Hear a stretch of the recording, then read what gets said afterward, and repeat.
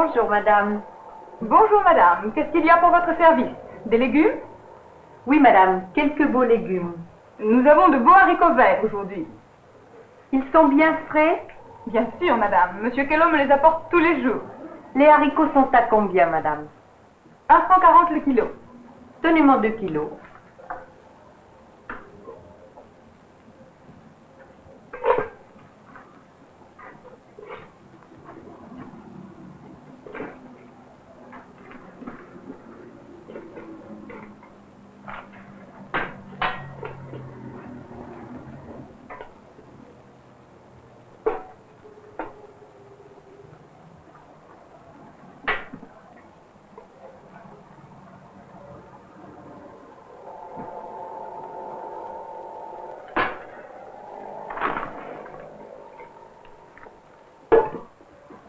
Nous avons aussi de belles carottes.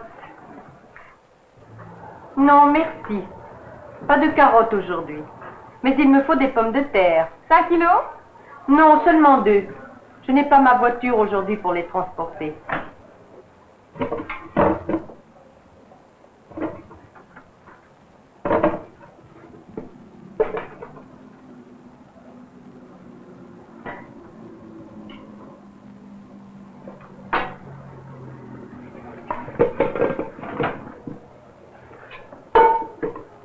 Est-ce que je vous vends autre chose? Des tomates, peut-être? Est-ce qu'elles sont bonnes? De la meilleure qualité, madame. Une livre de tomates si elles sont bien fermes. Oui, elles sont parfaites. Celle-ci donc.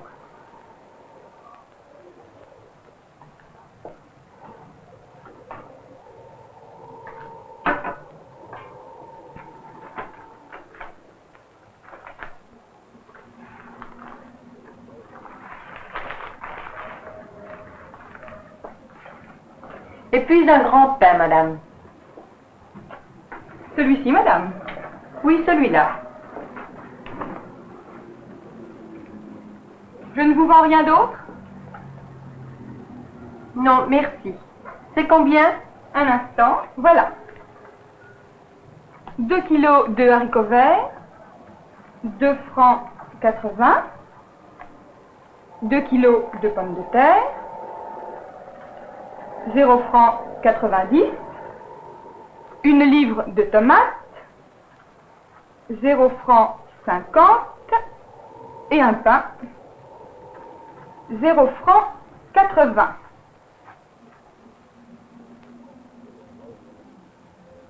Ça fait 5 francs en tout, madame. Très bien. Voici, madame. Merci, madame.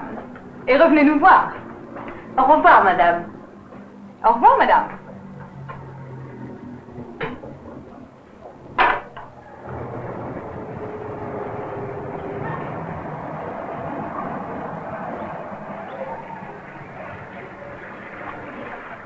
Maintenant, voyons. Légumes, pain. Ah, la viande. Je crois que j'irai chez Albert chercher ma viande cette fois-ci. Il a toujours de bons beefsteaks.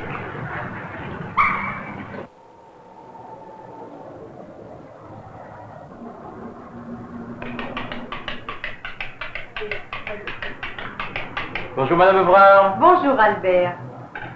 Un bon beefsteak dans le filet aujourd'hui.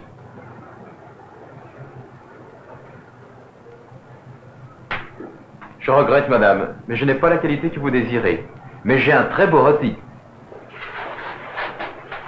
Vous voyez?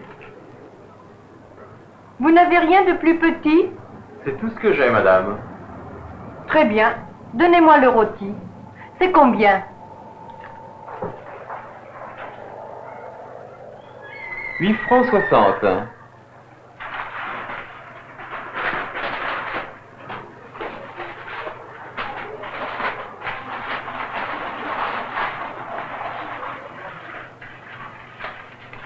Voilà Madame. Autre chose Madame?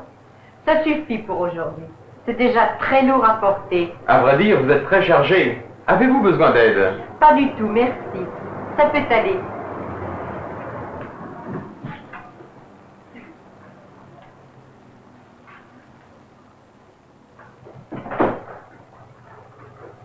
Est-il vrai que vous allez recevoir des visites d'Amérique? Oui, c'est vrai. Combien seront-ils? Ils sont 3. Un cousin et sa nièce, et une de leurs amies. Ils doivent arriver vers le 1er juillet. Alors vous aurez peut-être besoin d'un supplément de viande. Du poulet, peut-être. On verra quand ils seront arrivés. Très bien. Au revoir, Albert. Au revoir, madame.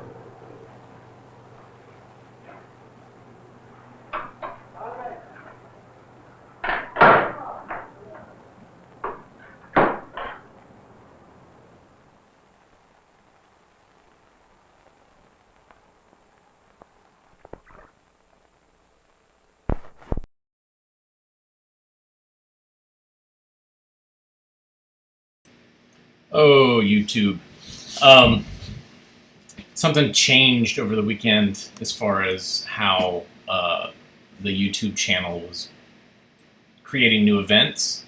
And I don't know if it's something I did or something YouTube did, but basically I created an erroneous event and hilarity ensued. Thank you, Rick, for the coffee. You can support AV Geeks by buying us coffee because sometimes we need it to sort through the intricacies of not only running 16mm film in the 21st century, but also running video in the 21st century. So, yeah, hope everybody had a good weekend. That last film was part of a French foreign language series that Encyclopedia Britannica. Oh God, I'm seeing myself behind myself. Hold on. That's not going to work. That is not going to work. All right. Sorry. Let's do this. How about that? Yeah, there we go.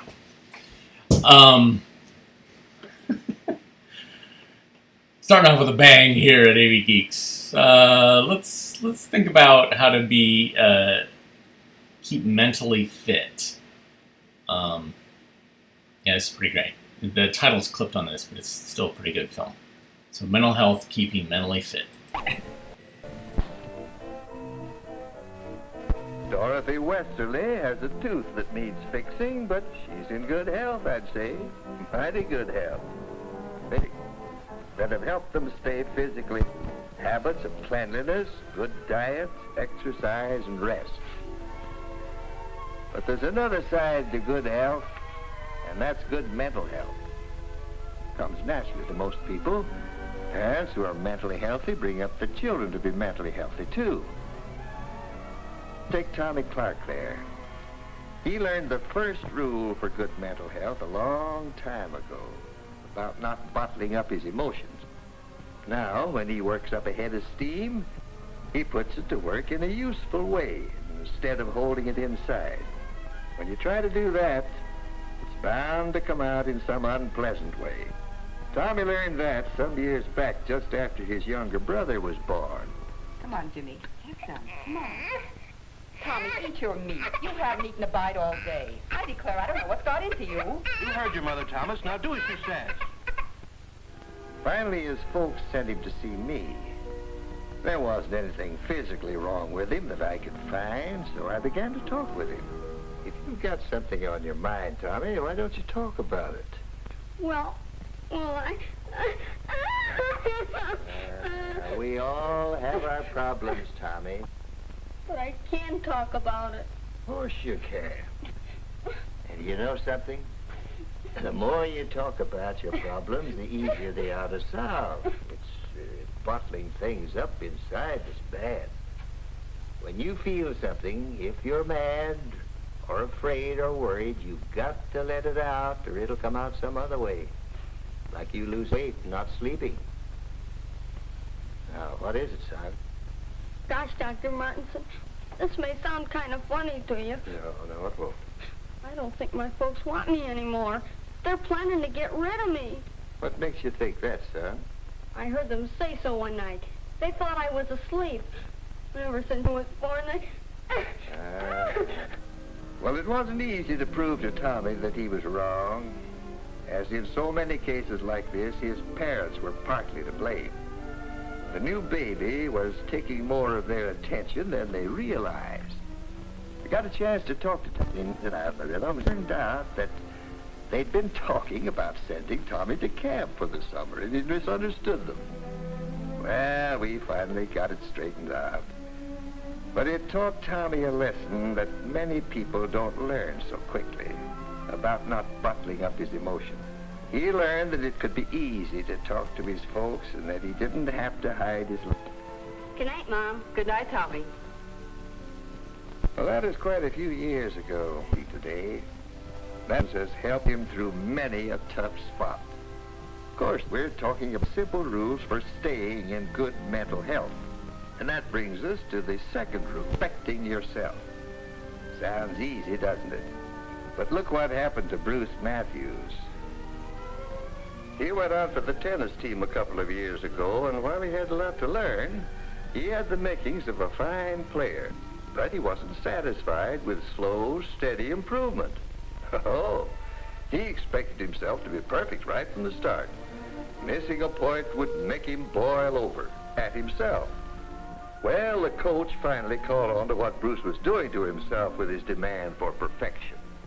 Sure, I think it's fine to keep wanting to improve. I understand that, but I think you're going at it the wrong way. How do you mean? Well, did you ever stop to think how good your game really is? Yeah. After missing that last point? That's just what I'm getting at. You're worrying too much about the game and you don't enjoy it. But, gee, Coach, I know I can do better. Sure you can. But the point is you shouldn't let yourself get mad every time you miss a point. Why, even the world's champion can't make every point. You can't be perfect. You've got to learn to get more pleasure out of this game. So take yourself as you are, and instead of expecting yourself to be perfect. It took a while for Bruce to get what the coach was driving at. But little by little, without letting up one bit to improve his game, his skill, rather than fret over his occasional miss, he's learning that second important habit for keeping in good health. Good mental health, I mean. The habit of feeling right about himself. Along with that goes a third important habit. Feeling right about other people, too. That means getting along with others, having fun with them, being part of the group. There's no room for bashfulness in good mental health. To look at Otto Markel there, you'd never guess what he was like a year ago. For some reason or other, he was convinced that people just didn't like him much. He never tried to make friends or to be one of the bunch. It was Miss Reinert who came to Otto's rescue. I think you'd enjoy getting into one of the school clubs. I don't know. I really don't have any time. I hear they're planning to organize a camera club. You could help with that. I'm not very good with my camera. I don't think they'd want me in the club. Of course they would. The more the better when you're organizing a club. Gosh, Miss Reinert. You're certainly doing well in chemistry, and that's important in photography. I don't know. Chemistry's different from photography. I think you'll find they'd welcome a good chemist like you in a camera club. But you'll have to do one thing. What's that? Offer to help. Do all you can to help get the club organized. Get some other students to join. Oh, I couldn't do that. Of course you can. And you'll find that they'll like you as much as you like them. I knew about Otto's problem because his parents had come to see me about the same thing. Of course, they had to share the responsibility for Otto's bashfulness. What do you mean, George? I don't quite get what you're driving at. No? Well, I'll tell you, Art. I've been watching you with that kid a long time. You're demanding too much from him. Nobody can be perfect, so don't ride him so hard. When he does something you don't like, remember he's a person in his own right. His way may be just as good as your way. I do think you've been hard on him at times, Arthur. Oh, but he doesn't toe the line the way he should. He has advantages I never had when I was a boy. He has an opportunity to amount to something. But let him do it his own way. You've got him feeling now he isn't as good as the next fella. That's why he hesitates to make friends. In all those cases, as in many others I've known, talking with the parents was important in helping to get things straightened out. He's learning the third basic rule for good mental health. Feeling right about other people. That means that in any normal group of people, there is a feeling of give and take. has an interest in the group as a whole. There's no distrust or dislike of others just because they happen to be different. Well, there's one more rule for good mental health. And I see that Nancy's finally learned it well enough to get her diploma. That's the habit of doing something about a problem as soon as it comes up. Francis Smith. Gosh, what I don't know about the Civil War period. I haven't cracked a page in 2 weeks. I'm going to have to dig into this one, too. Come on over to my house tonight. Let's study it together. Oh, I just dread getting into it. Let's put it off till tomorrow. Well, all right. Tomorrow never came for Nancy. That quiz day found her completely unprepared. But Barbara had faced up to that quiz the day it was announced. Oh, Jay, I've been so worried about this exam, I just can't sleep. Oh, I hope I pass. There's no point in worrying about it now. Nancy not only had double trouble with that quiz, she had triple trouble. Before, during, and after. If she'd got busy just as soon as it was announced, instead of just worrying about it, it would have been a lot easier for her. Yes, the people around here are learning some of the basic rules for staying in good mental health. First rule is, don't bottle up your emotions like love, fear, anger. Express them naturally. Of course, emotions like anger have to be expressed with consideration for others. Above all, don't carry a grudge. Get it off your chest. The second rule is to respect your own abilities. Always try to improve, but remember that you're human. The third rule is to respect others. Treat them as friends. And finally, when a problem shows up, face it at once, calmly, reasonably, and honestly. And remember that one of the best rules for good mental health is talking out your troubles and problems with someone whose opinion you respect. Your parents, your family doctor, your school teacher or advisor. Your clergyman may be the right person to talk to on many things. Whoever it may be, talking is one of the best tonics there is for good mental health. Another good tonic is an interesting hobby. Gives you a way to relax, a chance to accomplish something you can be proud of. Well, those are some of the rules for staying in good mental health. Of course, they're just the ABCs of a subject big enough to fill holes. But as more and more folks get to know these ABCs and follow them, they're going to be able to look at a group like this someday and feel that they have a greater chance than ever for the kind of happy, useful life which will make our world a better place to live in.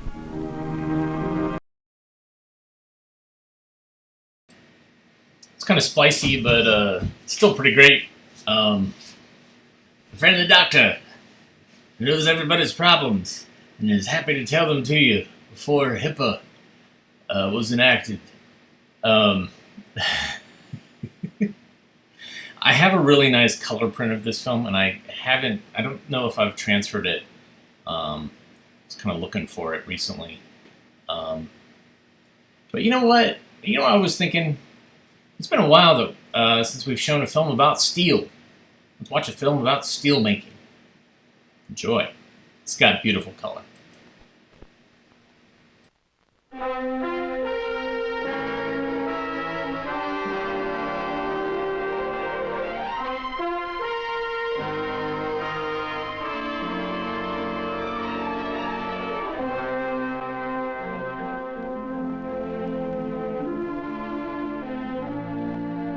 Many things are vital to our living and to our standard of living. Only one, but a big one, is steel. We could do without it, but not as well, because it does a lot of things for us. Try naming them sometime. You'll find it hard to stop. The steel mills are amazing complexes, dependent upon mountains and mines of iron ore, high-grade coke, baked from bituminous coal, limestone, a common stone, but as costly as any to transport and utilize. Making good steel isn't easy. It takes the best materials, the best machinery, the best men. Men at the blast furnace, the open hearth furnace, men of science, men in the rolling mill, men at the electric arc furnace. Men who are proud to be called steel men. It takes raw materials from all over the world to make steel. This iron ore may have come from any one of 10 states or distant mines in other countries.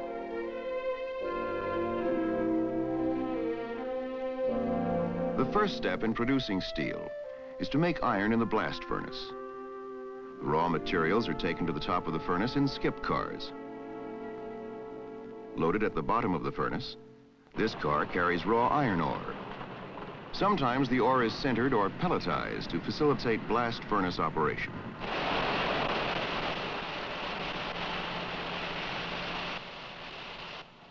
This skip car carries coke. Coke produced from coal that may have been mined in any one of 19 states. The next car carries limestone that may have been quarried in Alabama, Michigan, Pennsylvania, Ohio, or Utah. Or coke limestone, charging a blast furnace that can produce more than 3,000 tons of molten iron every 24 hours. Within the furnace, an inferno rages, a man-controlled inferno of chemical reactions. In diagrammatic animation, we see blasts of hot air raise the temperature of burning coke to 3,600 degrees, thereby supplying the heat required for the chemical reactions to take place. Carbon dioxide is produced and reacts with the excess carbon present to produce carbon monoxide gas that is carried up the furnace. Near the top of the furnace, the temperature is only 700 degrees Fahrenheit. As the burden settles downward and the temperature increases greatly, the lime from the limestone combines with impurities from the ore in the coke and carries them to the bottom of the furnace as slag. The slag and molten metal collect in the hearth of the furnace. The lighter slag on top, the heavier iron underneath. Every few hours, the slag is drawn off through the slag notch.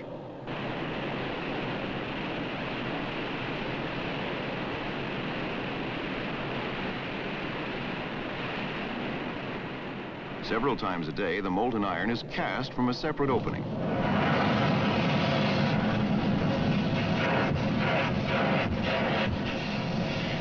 "400 tons of white-hot iron at a time for this furnace.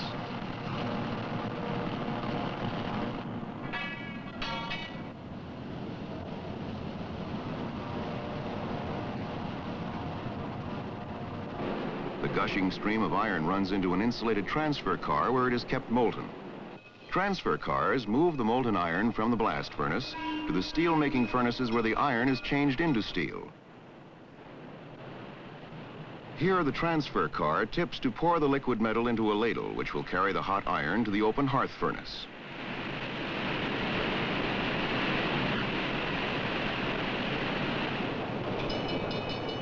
The open hearth furnace is a versatile tool for steel production. Before the furnace is ready for the molten iron, a charging machine loads the furnace with limestone, iron ore, and steel scrap. Scrap comes from old automobiles, machinery, railroad cars, steel rails, and other pieces of iron and steel that have outlived their usefulness. The ladle of molten iron from the blast furnace is added after the limestone, iron ore, and scrap.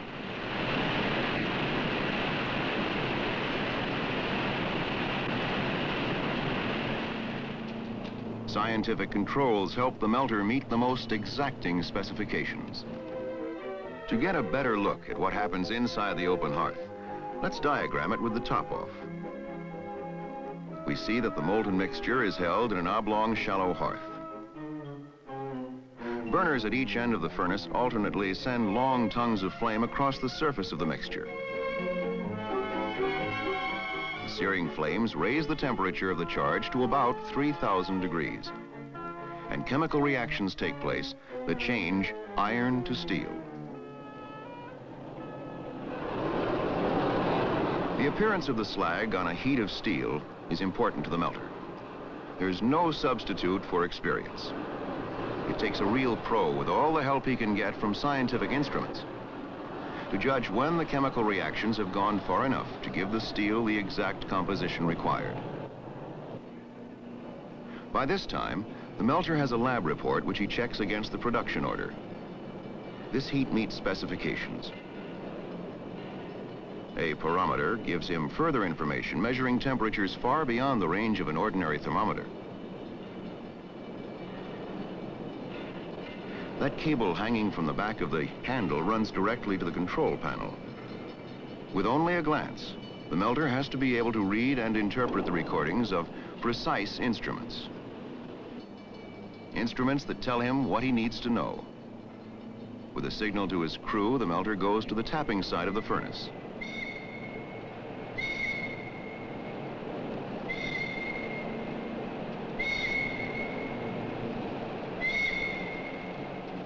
That whistle says, "Be alert." The tapping hole is located at the rear of the open hearth furnace. The man places the shaped charge that will blow out the refractory plug and release the white-hot steel.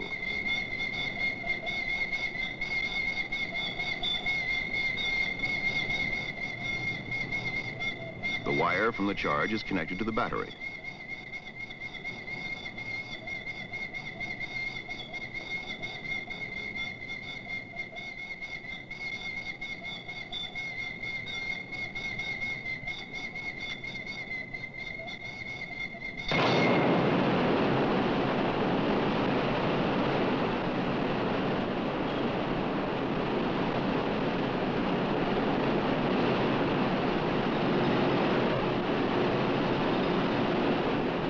The melter watches the steel carefully to be ready to add the alloys that are specified for this particular heat. Carbon steel can be changed to make steels for special purposes by the addition of such elements as chromium or nickel.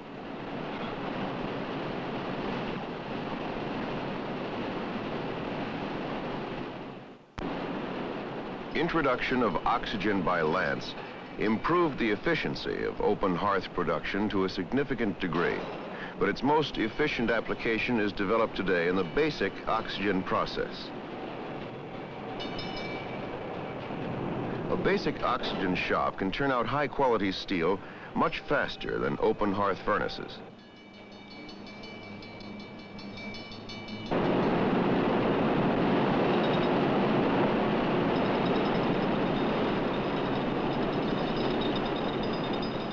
Molten iron is charged into the basic oxygen furnace, followed by scrap dropped into the mouth of the vessel.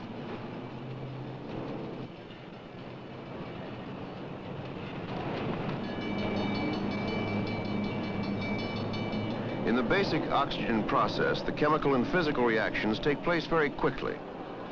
After about 20 minutes, the nature of the flames, confirmed by computer calculations, indicate that the reaction is complete and the furnace is ready to pour.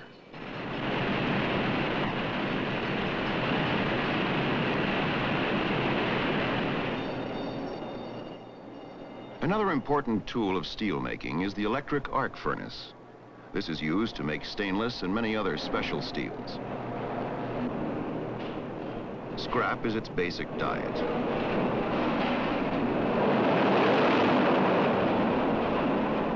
After the furnace top is moved aside and the furnace is charged with scrap, an operator uses fingertip controls to direct powerful machinery that slides the huge top back into place. When the current is turned on, the power surging to the electrodes sways the heavy cables.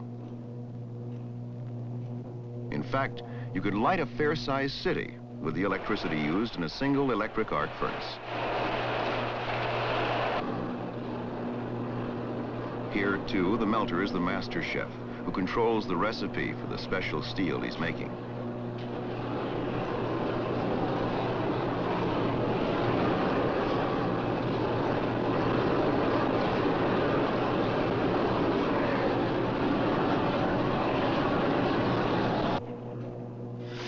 Carefully measured amounts of nickel, chromium, tungsten, vanadium, or other alloys are added to give each customer precisely the kind of special steel he needs.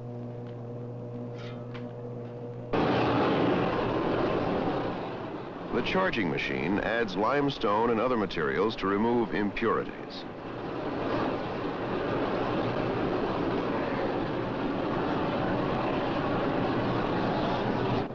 When the furnace is ready to tap, the melter goes to the pouring side.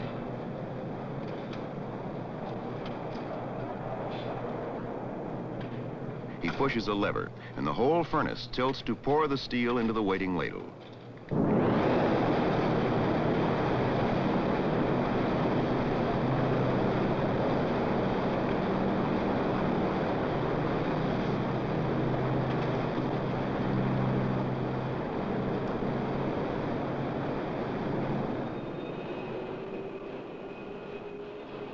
Whether the steel flows from electric furnace, BOF, or open hearth, it moves next to the teaming area.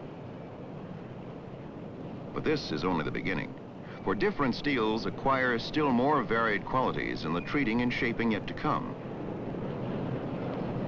Here, steel from an open hearth furnace is poured into waiting cast iron molds. Then the ingot molds are moved to the stripping stand. Here, huge hooks remove the mold from the ingot.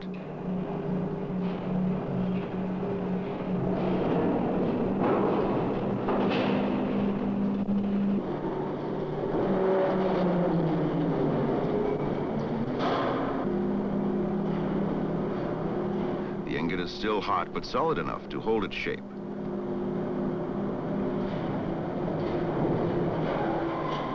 Next stop is at the large furnaces called soaking pits, where the ingots are brought to uniform high temperature for rolling.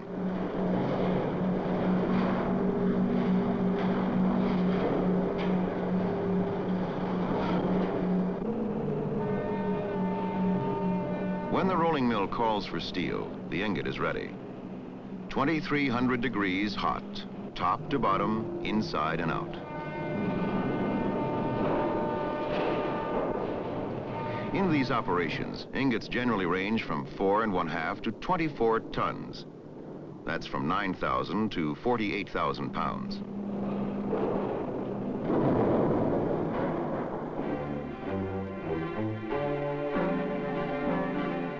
Ingots are rolled into a bloom or a slab.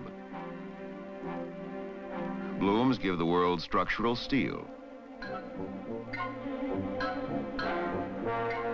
Structural steel for skyscrapers, bridges, and other structures. Blooms are also rolled into billets, another common shape of semi-finished steel. Billets are formed into tubes and bars of many shapes and sizes, from which manufacturers make drills, hand tools, and hardware. Billets to make rods, rods to make wire. Steel wire for baskets, paper clips, coat hangers, fences, window screen, and countless other things. Slabs from ingots can be rolled into plate. Plates may be used in the strong hull of an atomic-powered ship. Storage tanks, a giant crane, road building equipment, or heavy machinery. Conventional processing now goes to work on the ingot.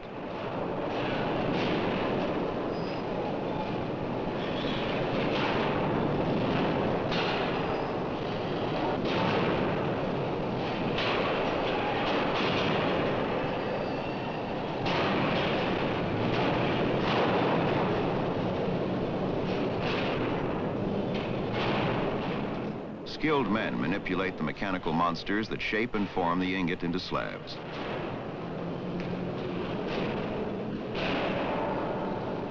Some slabs continue on their way immediately. Other slabs are kept in storage until they are needed. Before being further rolled, these slabs must be reheated to the proper rolling temperature in the reheat furnace. When the slab reaches 2,300 degrees, out it comes, headed for the scale breaker.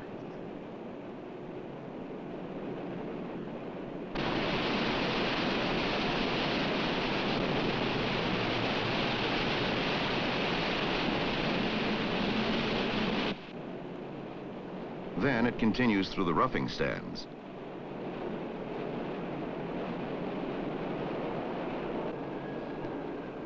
The slab is squeezed, flattened, and edged as it passes through one set of rollers after another. The slab that was once 7 inches thick and 12 or 15 feet long now is a sheet of steel over 1/4 of a mile long and only 1/16 of an inch thick. Traveling about 20 to 25 miles an hour, the sheet races down the run-out table where water sprays drench the steel with 1,000 gallons a minute to cool it to proper coiling temperature. The steel at this stage is known as hot-rolled, for which there are a variety of uses. However, most steel is processed further. It may be pickled to remove oxide. It may be cold reduced, annealed, temper-rolled, galvanized, or coated with tin. More and more, a cold-rolled sheet, as seen here, is being shipped to customers in huge coils. Customers stockpile coils right in their own plants to have a supply of steel on hand when they need it.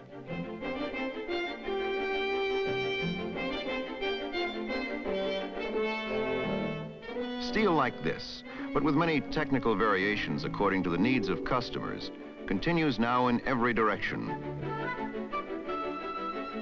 to lend beauty and style and strength to automobiles, to provide tough steel that will stretch without breaking and form the wash tub of a washing machine, to make billions of cans each year to bring us beverages, food, and countless other products.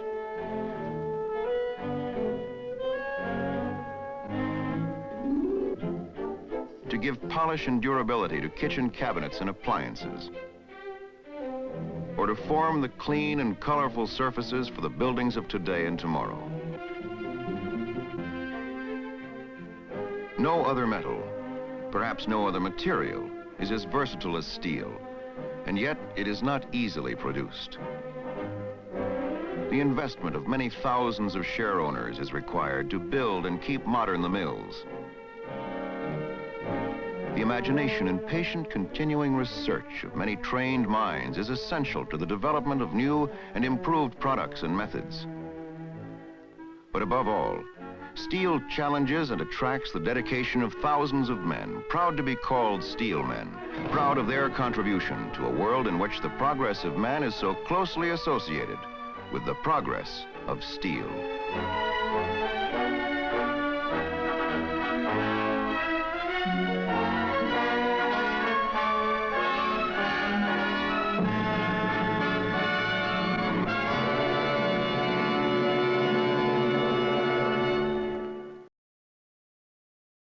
Of course, I was kidding. That we show a lot of films about steel. Some of this has to do with getting films from Oregon Archive, which is based in Pittsburgh, and they got a bunch of U.S. steel films. And then steel just shows up in lots of films that we have. So that was pretty great, though.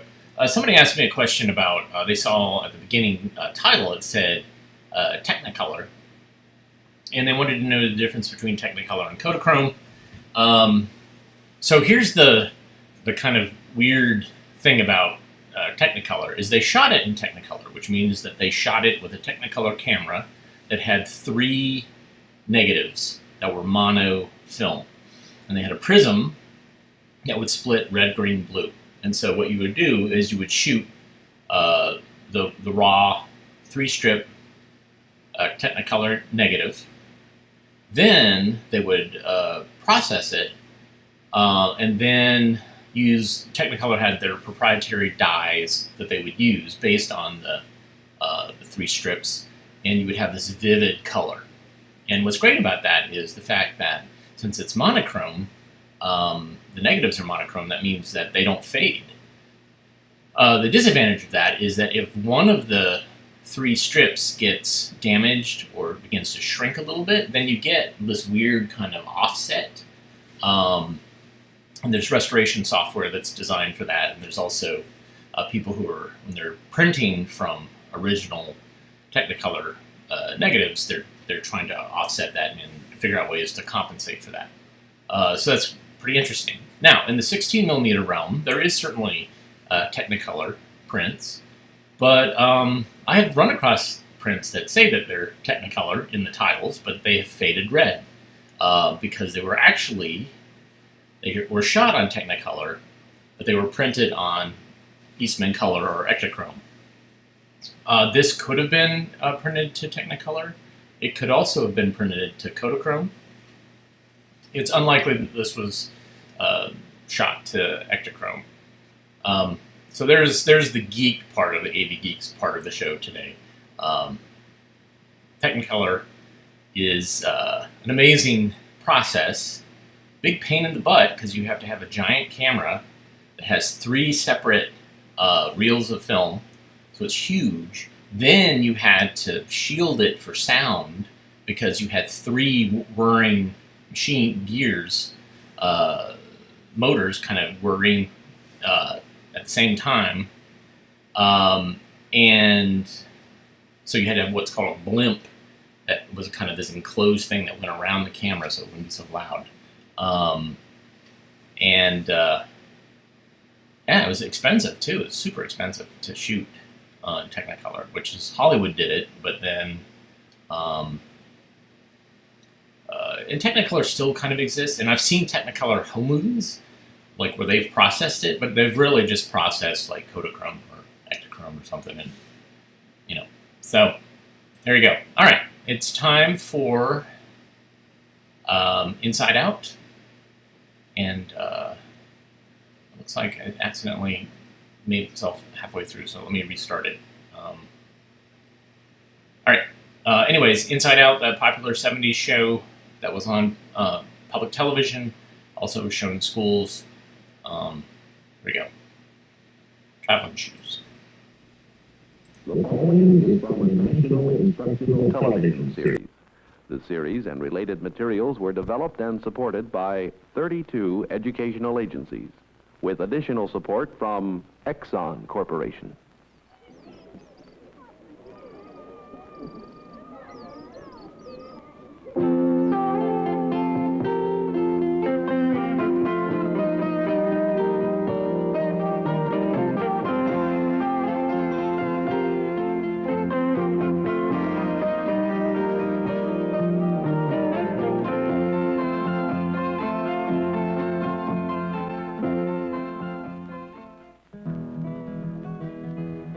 You know, I've lived out here all my life.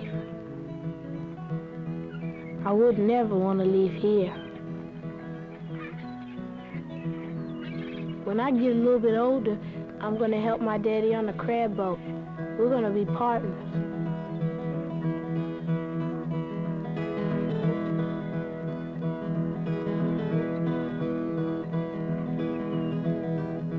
It's really hard working on the water. Sometimes it's good. Sometimes it seems like you can't catch nothing. Them crabs got a mind of their own. If they ain't biting, man, you just don't make it, and you're gonna lose money.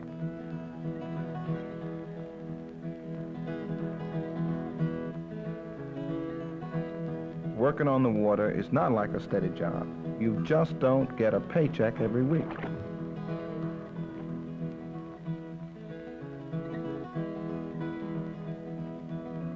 Leaving this place would be awfully hard. I was born down here. I'd lived here all my life. But a man has to make enough money to support his family.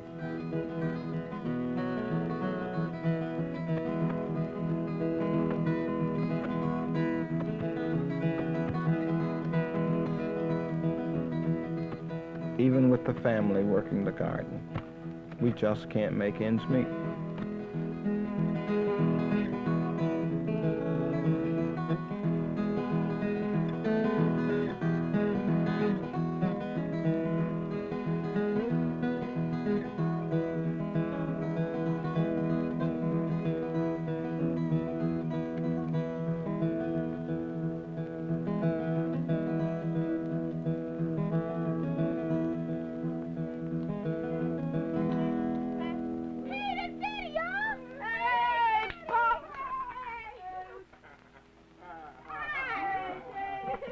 man. How you doing? Hey, Mama. Yeah, let's get in the house. Ooh, it's hot out here. Really had a rough day today. Goodness You get gracious. in the crab?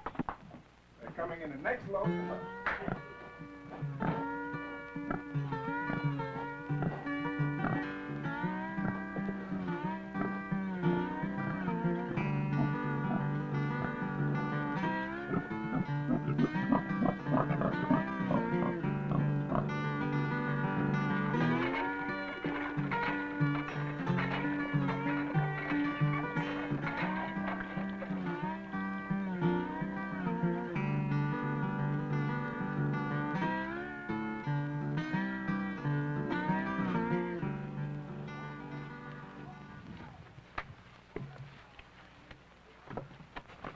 Come on, let's gather around, sit down. Hurry up, Dad. I want to go play with my girl. I want to play baseball. Yeah, well, I got something very important to tell you.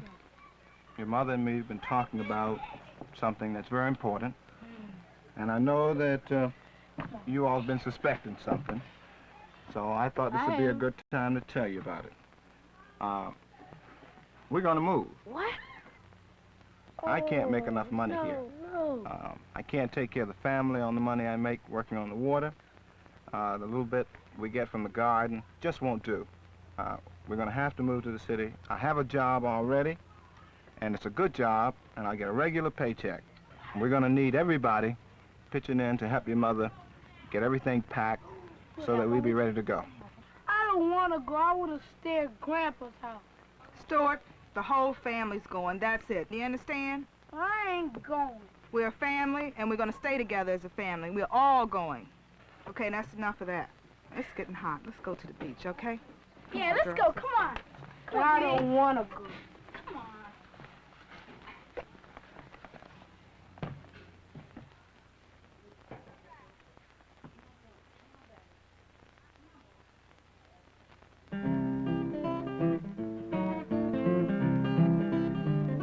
I know it'll be hard leaving the friends and family we have down here.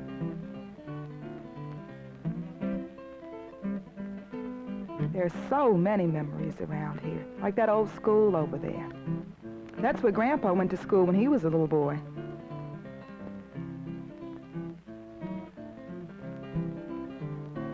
All these animals in the open spaces, it just won't be the same. But it won't be so bad. We'll have good times up there.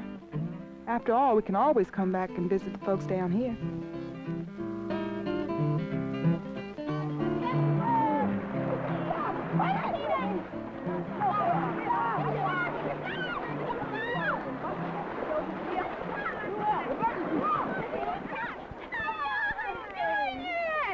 Hey, yo, guess what I got something to tell you? I'm going to move to the city. Great. My father's getting a new job there and everything, man. We're going to have ourselves a bad apartment, air conditioning. I won't have this hot air on me no more. I'm going to have a room to myself. I think I'm going to put it all in blue. And then I'm going to have y'all come up. Hey, we could party all night. I know it, child. I bet it's going to be parties all over the place. Won't be dull like this place. I'm going to meet a whole bunch of boys, and I'm going to get 3 of them just for y'all. Forget Dee Dee.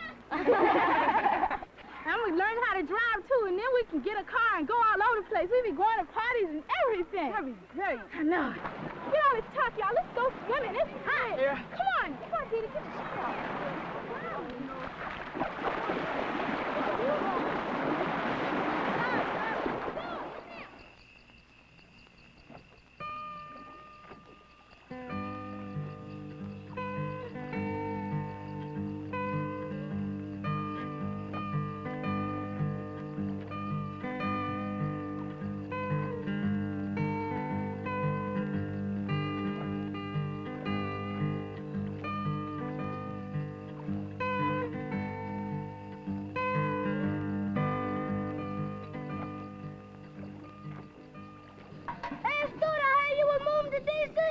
Could I have your bike?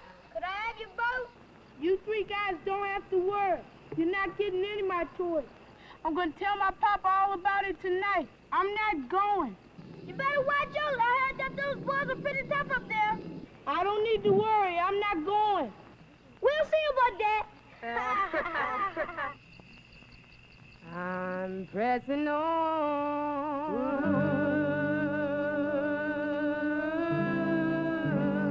The upward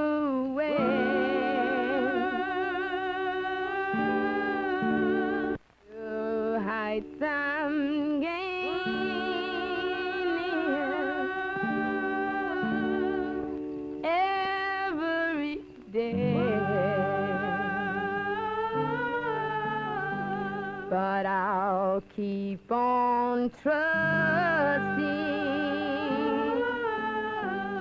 'cause I'm heaven bound. Lord, plant my feet on higher ground. Oh Lord, God lift me up and let me stand. My faith's in heaven.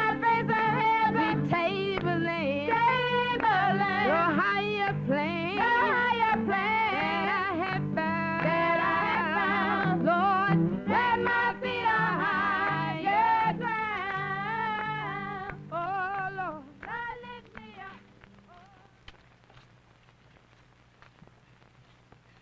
Hey, where's Daddy? I don't know. I think it's down by the boat. Well, I want to tell him that I'm not going to D.C. with you guys. Why, shoot, it's going to be fun. All my friends are down here, and my relatives, and my dog, and my bicycle. Wow, your bicycle. You can get a new bicycle. Probably get stolen. Look, you can't go no place else. You got to stay with the family. And I don't want to go with the family. Where you going to stay? I stay at Grandma's house now. Now, look, you have to go with us and go with... I'm not going to have to go now. Yes, you will. That's final. You will. You can stay at I'm staying at Grandma's house, and I'm not getting my dog run over, and maybe me. You ain't taking the dog, and you won't get run over if you just watch out with your big self. Look, when you get a little older, I'll take you out partying with me, because we're going to have a bad time. I don't want to go partying. I don't like parties, dancing with girls and everything. What's wrong with girls? All you dream about is boys and parties. No, it's not. You're going to have a good time. You never get any rest and people who wants to stay out here in all this hot weather and everything? Look at all the corn all over the place. Everything. I'm sick of shucking corn. I'm sick of the whole thing. I just want to go in a nice, cool, air-conditioned... And you know my dog's going to get killed. That's because it's so dumb. George, quit fussing and go feed the chickens. I'm not going.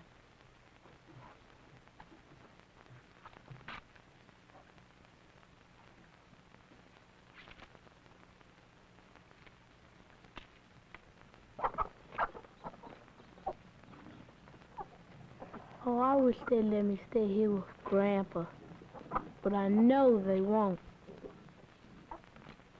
Oh, what's gonna happen to me? I guess there's nothing I can do about it. I just gotta go. Traveling shoes, Lord. Got on my traveling shoes. Traveling shoes, Lord. Got on my traveling shoes. Traveling shoes, Lord. Got on my traveling shoes. Traveling shoes, Lord. Got on my traveling shoes. Traveling shoes. Traveling shoes. You know my mother traveling down, Lord, too. Traveling shoes, and then she can't have the cross and be traveling move, and then she moved on down by the Jordan stream. She said, oh my Lord, I ain't been redeemed. Traveling shoes, Lord. Got on my traveling shoes. Traveling shoes, Lord. Got on my traveling shoes. Traveling shoes, Lord. Got on my traveling shoes. Traveling shoes, Lord. Got on my traveling shoes.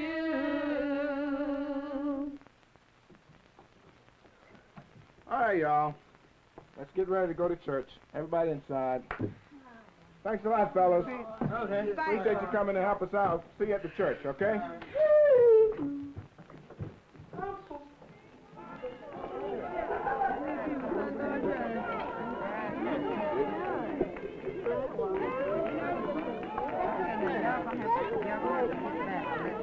Get a little cue or something. We just got there. Hey, why not you give us that punch there? Give me a little bit of our sunshine and some people off, you know. I hate to see the cross go, but don't put too much in there. You don't have one glass punch. Don't put too much in. Oh, that's not that's plenty. No more thing, Leon. No, I want to All right, everybody. We've come to a moment that we hate to see come, but it has to come. And we just have to say farewell to Bonita and Larry. You've been a great family here. We're going to miss you, and you're going to miss us. The important thing for us, and the thing that brings us joy even in farewell, is the knowledge of the kind of family you are and the love you have for one another. For the family unit, wherever it is, moving anywhere in the world, is still bound together in love. To know that you go as a family is the most important thing, because anywhere you are, as long as you're together in love, then that's home. Traveling shoes, Lord. Got on my traveling shoes. Traveling shoes, Lord. Got on my traveling shoes. Traveling shoes, Lord. Got on my traveling shoes. Traveling shoes, Lord. Got on my traveling shoes.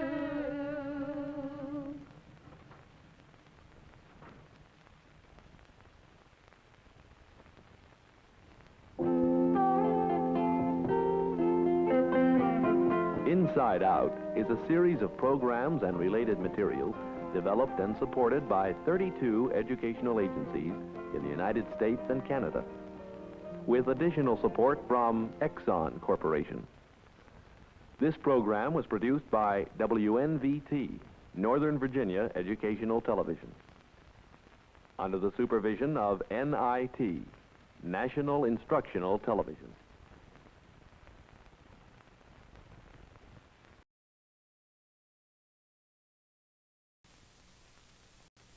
When you can't be with him, be in his mind sticker. Have a shape he can't forget. Tab can help. It's sugar-free, and Tab tastes better than any Diet Cola. Enjoy Tab and be a mind sticker.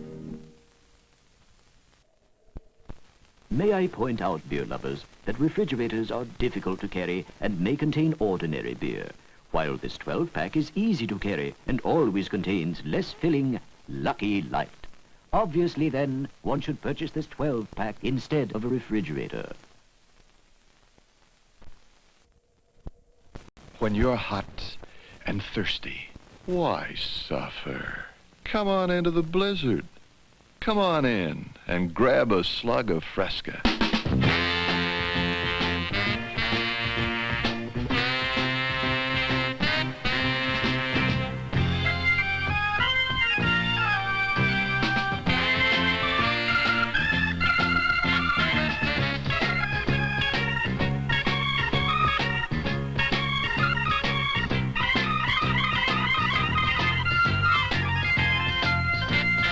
Only sugar-free Fresca has the clean, snappy taste that shivers your timbers and makes your thirst stop cold.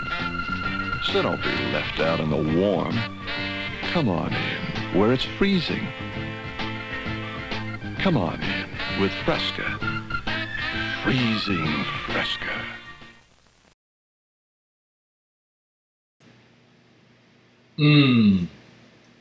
Be a mind sticker. Somebody mentioned Old Bay in the comments. I got our handy Old Bay thanks to Marmia, the Mid-Atlantic Regional Moving Image Archive. We did some work for them, and they gave us a giant thing of Old Bay. I'm not a shellfish fan, so I put it on my fries and other things. Chicken. Anyways, so we just watched some TV spots from the 70s for Fresca, Lucky Light beer, and Tab. That Tab commercial is nuts.